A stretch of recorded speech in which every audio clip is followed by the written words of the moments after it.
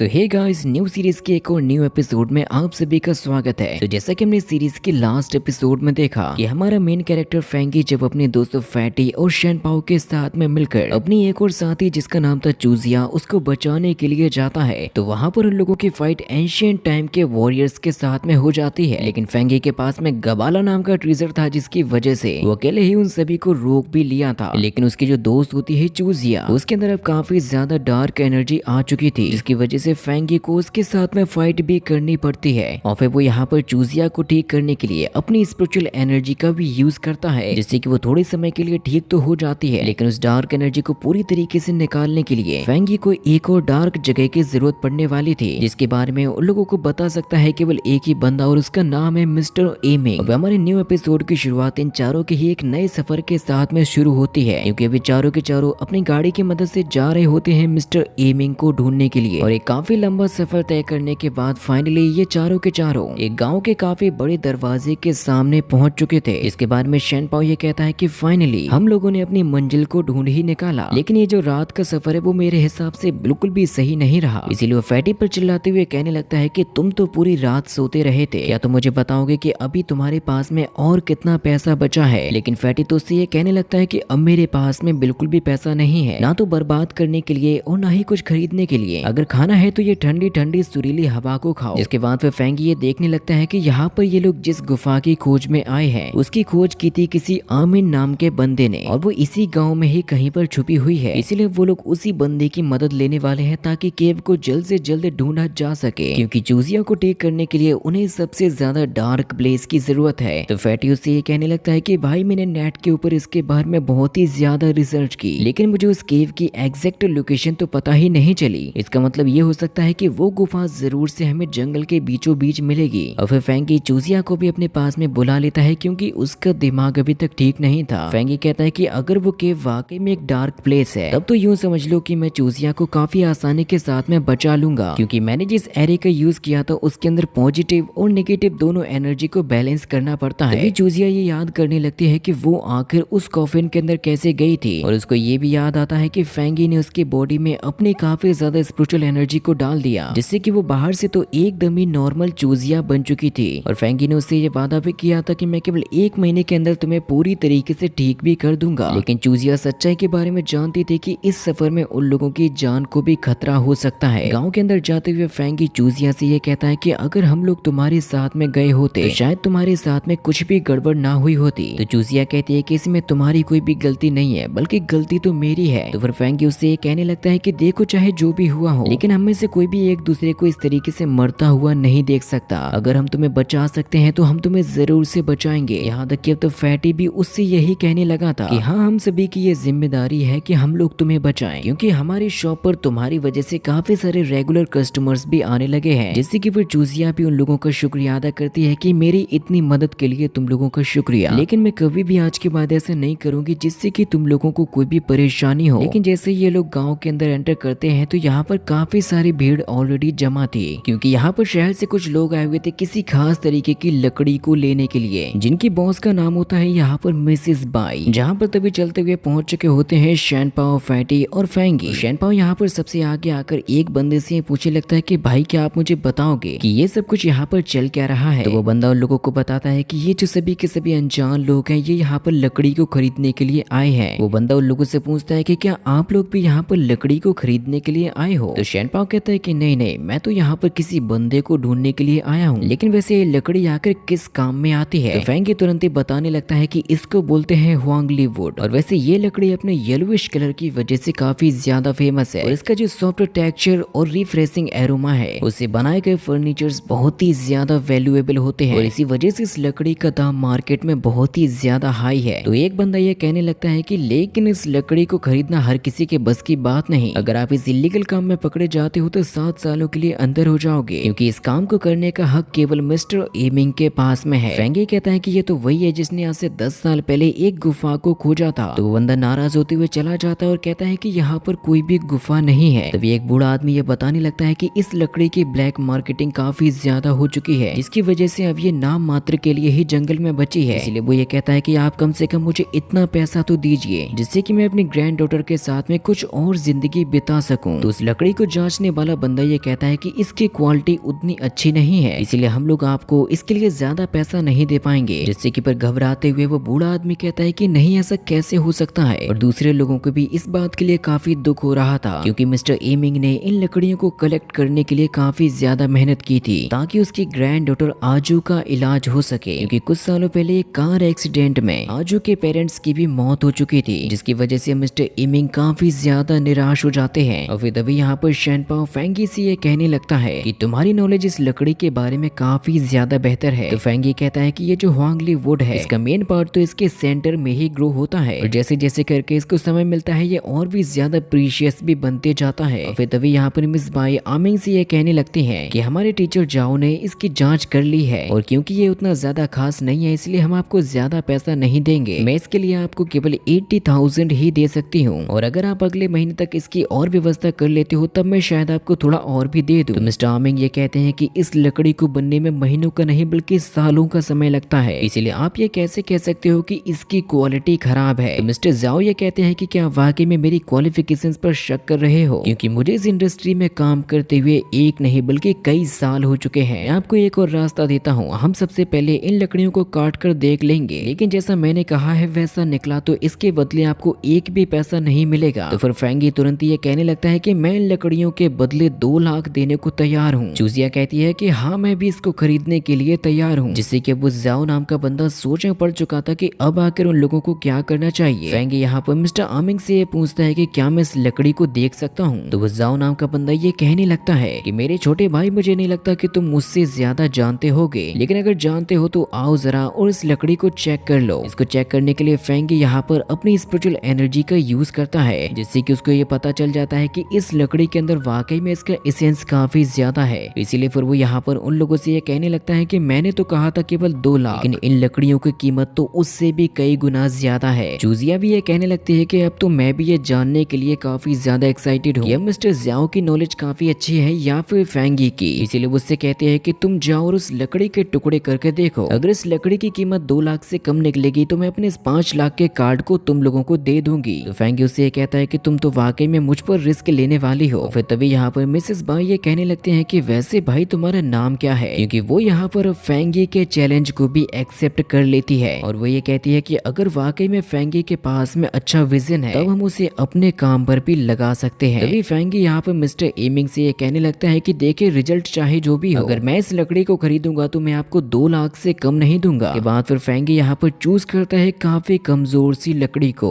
इसीलिए जाओ फेंगी से कहता है कि कहीं तुम इस शर्त को हार ना जाओ। वो कहता है कि तुम्हारे जैसे बच्चे की कोई औकात नहीं है मुझसे जीतने की, और वो अपने लिए एक काफी मोटी लकड़ी को चूज करता है और कहता है कि इसके अंदर अच्छी क्वालिटी नहीं निकलेगी। तो फेंगी कहता है कि अगर अच्छा ऐसा है तो मुझे जरा चेक कर लेने दो। मिस बाई भी ये कहती है कि अगर फेंगी को खुद पर कॉन्फिडेंस है तो उसे ऐसा करने दो। जो चीज देखकर शैनपाओ ये कहने लगता है कि कहीं ऐसा तो नहीं कि इस ब्यूटी को हमारे भाई फेंगी के ऊपर क्रश आ गया हो, जो बात चूजिया को बिल्कुल भी पसंद नहीं आती। और फिर फेंगी यहाँ पर उस लकड़ी को उठाता और काफी शानदार तरीके से जमीन में गाड़ देता है, जिसकी स्किल को देखकर सभी लोग चौंक चुके थे। और वो उसका यहाँ पर एक छोटा सा टुकड़ा निकालने के बाद अपनी स्पीड की मदद से बहुत ही शानदार तरीके से छील कर रख देता है, जिसकी क्वालिटी को देखकर तो मिस्टर जाओ के भी होश उड़ चुके थे। वो कहता है कि इस हिसाब से तो ये लड़का मुझसे शर्त में जीत ही जाएगा। इसीलिए वो ये कहने लगता है कि अब मैं इसकी 1 लाख से ज्यादा कीमत लगाने के लिए तैयार हूँ। लेकिन वो फेंगी से कहता है कि तुम शर्त हार चुके हो क्योंकि इसकी कीमत 2 लाख से ज्यादा नहीं निकली। जिसके बाद फिर फेंगी यहाँ पर उस लकड़ी को उठाता है जो कि उसने खुद से ही चूज की थी। चीज देखकर तो यहाँ पर मौजूद सभी लोगों के होश उड़ चुके थे, क्योंकि फेंगी यहाँ पर उस लकड़ी को अपने केवल एक ही स्लैशिंग अटैक से कट कर देता है, जो कि एकदम पूरी तरीके से एक ठोस लकड़ी होती है। इसके अंदर कुछ बहुत ही ज्यादा कमाल की आकृतियां भी बनी हुई थी, जिसको देखकर मिस्टर जाओ ये कहते हैं कि ये तो कमाल हो गया, क्योंकि इस लकड़ी की कीमत तो मार्केट में हजारों डॉलर्स के बराबर है। इसीलिए वो तुरंत ही कहता है कि मैं इस घोस्ट फेस के लिए 4 लाख देने को तैयार हूँ। लेकिन मिस बाई तो ये कहती है कि मैं इसके लिए 1 मिलियन ऑफर करने के लिए तैयार हूँ। वो तुरंत ही मिस्टर आमिंग के सामने जाकर उनको अपना कार्ड दे देती है। मिस्टर जाओ को तो चक्कर ही आ जाते हैं, क्योंकि वो इस शर्त को हार चुके थे, जिसके लिए वो अपने असिस्टेंट को दोष लगाने लगता है कि मैं तुम्हारी वजह से हार गया। इसके बाद फिर वो लेडी यहाँ पर फेंगी से ये कहती है, मेरा नाम है बाई सुजिन और मैं बाईशी ज्वेलरी की मालकिन हूँ। मैं आपको अपने गेस्ट के तौर पर इनवाइट करना चाहती हूँ। तो फेंगी कहता है कि ठीक है, मैं आपसे मिलने के लिए जरूर से आऊंगा। जिसके बाद फिर बाई सुजिन यहाँ पर अपनी पूरी पूरी की पूरी टीम के साथ में वापस लौट जाती है। 1 मिलियन युआन देकर उसने लकड़ियों को भी खरीद लिया था, जिसके लिए मिस्टर एमिंग फेंगी का शुक्रिया अदा करते हैं और वो कहते हैं कि इस पैसे की मदद से मैं अपने ग्रैंड डॉटर का भी इलाज करा पाऊंगा। साथ ही साथ वो 1 लाख युआन तो फेंगी को भी दे देते हैं उसका शुक्रिया अदा करने के लिए। लेकिन फेंगी उनसे कहता है कि अगर मैं सच बताऊं तो मैं यहाँ पर आपकी मदद के लिए आया था। तो मिस्टर आमिंग कहते हैं कि बताइए मैं आपके लिए आखिर क्या कर सकता हूँ, जिसके लिए फिर वो सबसे पहले उन लोगों को अपने घर पर ले जाते हैं। लेकिन वहाँ पर मिस्टर आमिंग उन लोगों से कहते हैं कि नहीं, कभी नहीं, मैं आप लोगों को उस इंसान खाने वाली गुफा में नहीं ले जाऊंगा। वो फेंगी से कहते हैं कि पता नहीं आपको ये खबर कहाँ से मिली, लेकिन मैं आपको तो यही सलाह दूंगा कि आप उस गुफा में मत जाओ। तो फेंगी कहता है कि उसके अलावा हमारे पास में और कोई भी रास्ता नहीं है अपनी दोस्त को बचाने का। उसकी रिक्वेस्ट करने पर भी मिस्टर आमिंग नहीं मानते, जहाँ पर तभी उनकी ग्रैंड डॉटर आ जाती है जिसका नाम होता है आजू, जिसके दोनों ही पैर पैरालाइज थे। जो चीज देखकर फेंगी को काफी ज्यादा दुख होता है, लेकिन वो एक और बात के बारे में सोचने लगा था। जैसे कि फिर वो मिस्टर एमिंग से कहता है कि क्या आप मुझे थोड़ा सा समय दे सकते हो, क्योंकि मेरे पास में एक तरीका है आपके ग्रैंड डॉटर के पैरों को ठीक करने का। जो चीज सुनकर तो आमिंग और आजू दोनों ही शॉक हो चुके थे। आजू कहती है कि इन भैया ने जो मुझसे कहा है मैं वो करना चाहती हूँ। जिसके बाद फिर फेंगी यहाँ पर उस बच्ची का इलाज करने लगता है, और जब थोड़े समय बाद फेंगी उस बच्ची को लाता है तो वो तो अपने पैरों पर खड़ी हो चुकी थी। जो चीज देखकर तो आमिंग बहुत ही ज्यादा इमोशनल हो जाते हैं। आजू ये कहती है कि देखिए ग्रैंडपा, अब मैं अपने पैरों पर भी चलने लगी हूँ। इसीलिए मिस्टर आमिंग उन लोगों का तहे दिल से शुक्रिया अदा करते हैं, क्योंकि जो चीज उन्होंने कभी भी सोची नहीं थी वो उनकी जिंदगी में होने लगी थी। इसीलिए वो कहते हैं कि अब चाहे मेरी जान पर ही खतरा क्यों ना आ जाए, लेकिन मैं आपको उस गुफा में ले जाने के लिए तैयार हूँ। जिसके बाद फिर ये सभी के सभी लोग सफर करते करते जंगल के बीचों बीच पहुंच जाते हैं। और लोगों ने एक माउंटेन के ऊपर भी चढ़ाई करना शुरू कर दिया था, जिस पर काफी समय से कोई गया नहीं था, इसीलिए वहां पर काफी सारी झाड़ियां भी मौजूद होती हैं। फेंगी यहाँ से जाते हुए आमिंग से ये कहता है कि आप इसके बारे में किसी को भी मत बताना कि आजू के पैरों का क्योर किस तरीके से किया गया। मिस्टर आमिंग ये कहते हैं कि इस तरीके की शक्तियां तो हजारों सालों पहले लोगों के पास में होती थी, लेकिन अब फैटी इस रास्ते पर चलते चलते काफी ज्यादा थक चुका था कि तभी अचानक से ही फैटी के पीछे से एक काफी बड़ा भालू आ जाता है, जिसको देखकर फैटी भी बहुत ही ज्यादा डरने लगा था। लेकिन फेंगी कहता है कि चिंता मत करो, और ये भालू तो अचानक से ही फैटी पर अटैक कर देता है। और इसी के साथ में ये एपिसोड भी यहीं पर खत्म हो जाता है। इसका न्यू एपिसोड बहुत ही जल्द लाया जाएगा। और आप लोगों को ये सीरीज कैसी लग रही है मुझे कमेंट में जरूर से बताना।